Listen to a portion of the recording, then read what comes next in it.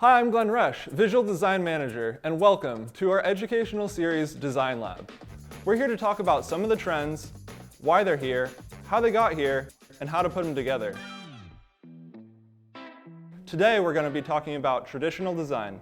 Traditional interior design is really the embodiment of everything from the 18th to 19th century, including ornate details, really nice woodwork, and sturdy furniture.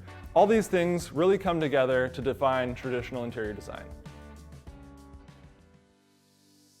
A lot of traditional elements are very ornate, so you really want to be careful with the color that you use. A light color will allow the space to breathe and allow those ornate elements to do what they do without looking so visually heavy. A lot of past traditional designs have been oak cabinets or cherry, really dark woods. I think that it's really moving towards a much lighter and neutral aesthetic. You'll see in this bathroom it has a lot of traditional elements. The patterning on the floor being reflected in the ceiling is a great classic element. The clawfoot tub, the exposed plumbing, all these things come together to create a very traditional space.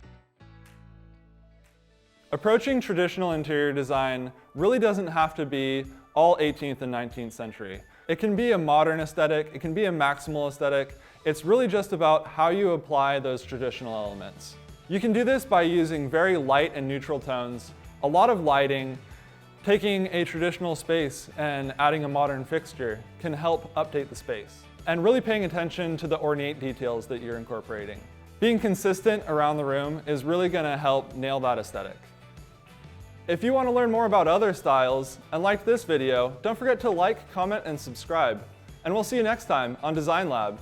Thanks for watching. If you want to learn more about traditional design, click our Style Spotlight in the link below.